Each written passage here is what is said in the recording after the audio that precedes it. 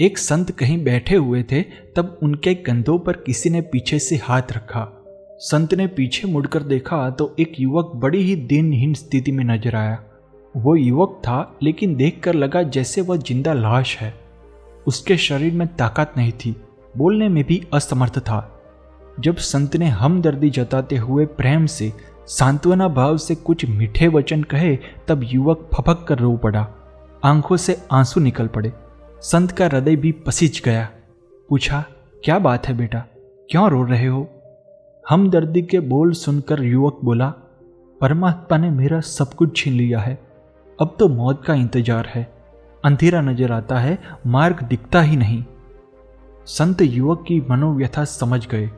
कहने लगे, अरे तुम्हारे पास तो बहुत कुछ है, परमात्मा ने कुछ छीना नहीं है। तुम्हें ऐसा क्यों लग रहा है? मैं देख रहा हूं कि तेरे पास एक गुप्त खजाना है, उसे बेच दो, तेरा सब काम बन जाएगा।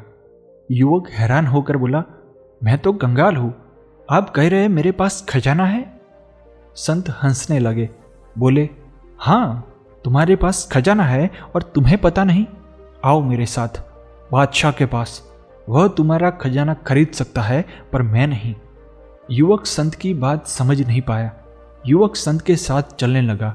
मार्ग में संत ने युवक से कहा, देखो बादशाह जब कोई चीज खरीदता है तो खरीद ही लेता है, इसलिए इनकार करोगे तो वह मृत्युदंड भी दे सकता है। युवक बोला, पर मेरे पास कुछ है ही नहीं तो बादशाह खरीदेगा क्या? तुम्हारे पास बहुत कुछ है और तुम्हें पता ही नहीं, संत ने समझाया। युवक ने फिर पूछा, पर मेरे पास है क्या? संत ने कहा, देखो अगर बादशाह तुम्हारी आंखें खरीदना चाहे तो दोगे ना? इनका तुम क्या मोल लोगे यह हमें पहले तय कर लेना चाहिए। मैं काफी रकम दिलवा सकता हूं, उससे मैंने पहले भी ऐसी चीजें मुंह मांगे दामों पर बिकवाई हैं।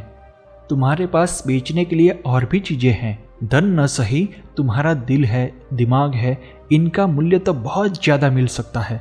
बस तुम मन बना लो, मैं तुम्हें लखपति बनवा सकता हूं। बेच दो इन्हें, क्या करना इन सब का जब इनका तुम कोई उपयोग ही नहीं करते।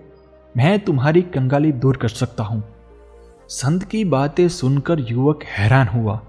सोचा, ये संत तो पागल लगता है। क्या कोई अपनी आंखें, हाथ पैर, दिल दिमाग भी बेचता है?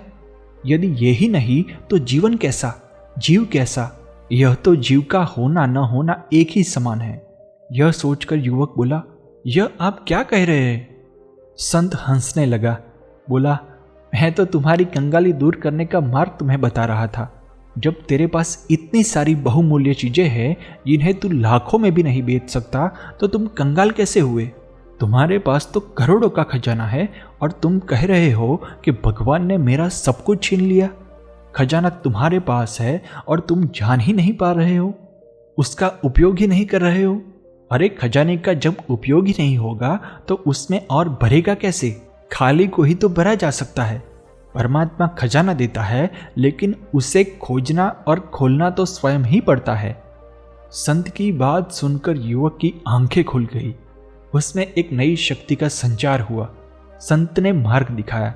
युवक ने मार्ग पकड़ा और फिर वह कंगाल नहीं रहा, माला माल हो गया।